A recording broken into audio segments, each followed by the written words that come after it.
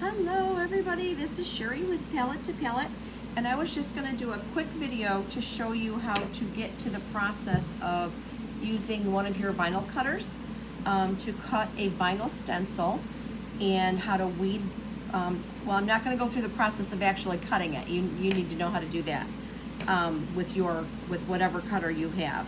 But this, to create a vinyl stencil, and you're going to need transfer tape, scissors, and something to weed out the letters of your design. So I'm going through, hold on, I need the spectacles. So I started, and then I'm like, oh, well, maybe I should do a video on this. So this, and I apologize that it's backwards, but it says the secret ingredient is always, and then I have another page that says love, and then it says and butter, and this is going to be for a stove cover. So I will do another video actually painting the stove cover that I built out in the wood shop. So what I'm doing is I'm picking out all of the letters, but I'm leaving all of the inserts. So this creates a stencil so that when you paint, your entire board is covered except it's open where the letters are. So that's how we can stencil with nice, crisp, clean lines.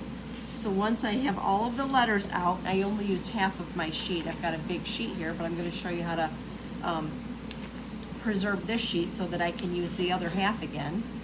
So I take my transfer tape and I roll out a little bit more than the amount that I need. And then I turn my stencil paper over. And if you hold it up, you can see through it if you hold it to the light.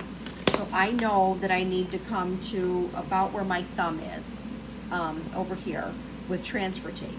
So then I'm going to line it up and make sure that my edge here is on the starting point, and it lines up with my edge over here so that it's nice and straight. And then I press it down enough to hold it. Then I cut this off where the transfer tape was. Roll this back up so that you don't waste any transfer tape. Then I turn this over, and as you can see, I only have transfer tape on this half, so I'm going to preserve this half to be used at another time.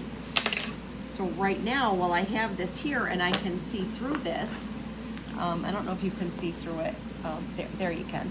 So it starts in about a full square. There's a little tiny bit there. Oh, wait, no, it doesn't. Look, it starts in over here. So this is where the T is. So I have to determine what that distance is away from here. So when I cut it, I have to get kind of close so that when I place it on the board, I'm actually just going to go way over here. When I place it on the board, I want to make sure that I center those letters from left to right. So right now, this is what I have. I've got a little bit, oh, that's right. I'm actually, with this one, that's why it didn't look right to me backwards, I have right justified the letters on this one. The customer wants this all right justified, so that's why it's like that. And then you take a squeegee or a brayer of some sort and squeeze this down onto the vinyl, like so. Then when I go to paint, I will be able to peel this apart and attach that on. So that's how when you're cutting, you don't want to cut all the way through so that you cut the backing with your vinyl. So you're only going to cut the vinyl, not the backing that holds the vinyl. And now I'm using Starcraft temporary adhesive. If you still have access to the Oracal, I was getting the Oracal, I don't remember the number, 631 I think is the temporary. But I always use black matte. And I know that some people like to be able to see through it, so they do have stencil material that you can buy. but I like to use the black matte because it adheres so well. It weeds easily, it doesn't wrinkle or bubble, and when the paint, after you paint, it pulls off easily. So I'll be back with another video to show you how to paint this design on your noodle board.